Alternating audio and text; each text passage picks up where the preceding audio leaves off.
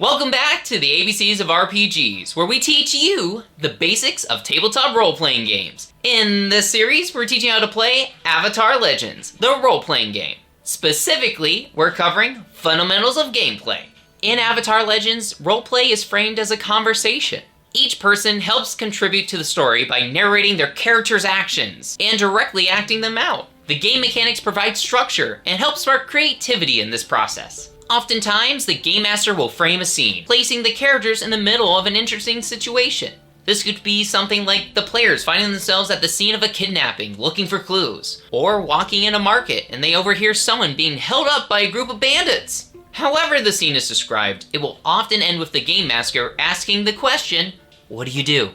As everyone narrates or roleplays their character's actions in the scene, the Game Master will be listening for anything that triggers moves. Moves are a small set of rules that help resolve uncertainty and push the story forward. For example, a player might say that they need to step in between a merchant and a bandit, telling the bandit that they need to back off. That could trigger the Intimidate move. We'll go more into depth about the various moves and how they work later in Part 5, Moves. But oftentimes, they'll involve rolling dice. When rolling dice, you roll 2 six-sided dice and add the 2 results together and compare it to the rules of the triggered move. Sometimes you'll roll with a stat and add your stat to the roll. Roll results can be generalized into weak hits, strong hits, and misses. A weak hit happens when you roll a 7 through 9. This means you will succeed in what you're trying to do, but it could come with some complication or consequence. A strong hit happens when you roll a 10 or higher. This means you will succeed in what you're trying to do and might even come with a bonus.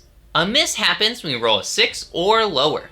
This means the Game Master will decide what happens. This could be as simple as your character failing to do what they were attempting, or the Game Master might let you succeed, but in the worst possible way. There are a few more core elements of the game to cover before we dive deeper into the rules. The first being fatigue. Fatigue is tracked with a series of 5 boxes on your character sheet, and is a measure of how close you are to your mental and physical limits. You might mark fatigue when you take a hit or sprint to catch up with someone, or faced with an uncomfortable truth. There are various ways to recover marked fatigue. Things like getting a good night's sleep, or another character triggering the guide and comfort move. Next, let's discuss conditions. These are intense emotional states that affect your character's actions. Every character has 5 conditions that can affect them, and they each have a different impact on your rolls. Afraid makes you take -2 to intimidate and calling someone out. Being angry means you take -2 to guiding and comforting, or assessing a situation. Guilty makes you take -2 to push your luck rolls, and +2 to deny a call out. Insecure makes you take -2 to tricking and resist shifting your balance. Troubled makes you take -2 to plead and rely on your skills and training.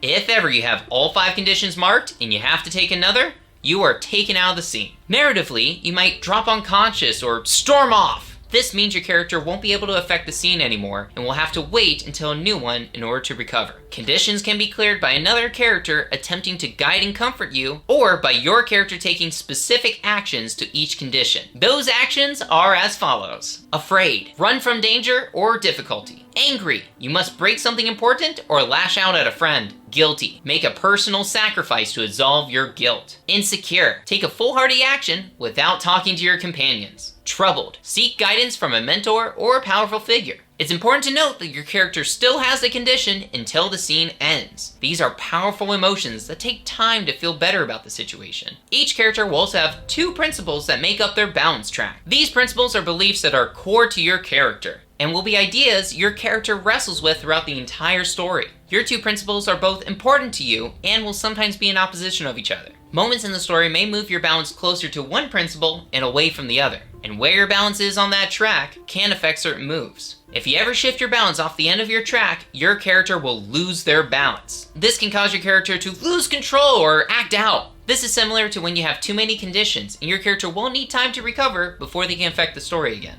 This also shifts your character's center towards the principle that caused you to lose your balance. Finally, a core aspect to the world of Avatar is bending. Certain individuals have the ability to manipulate one of the 4 elements: earth, fire, air, and water. If your character can do this, it is something they always have access to when you narrate their actions. It isn't limited to a specific move and doesn't have specific rules or limitations outside of combat. You should always keep it in mind as an intrinsic part of your character's identity. That covers the core fundamentals of playing Avatar Legends. Next video, we're going to cover how to create your character. Keep on learning, and we'll see you in the next video.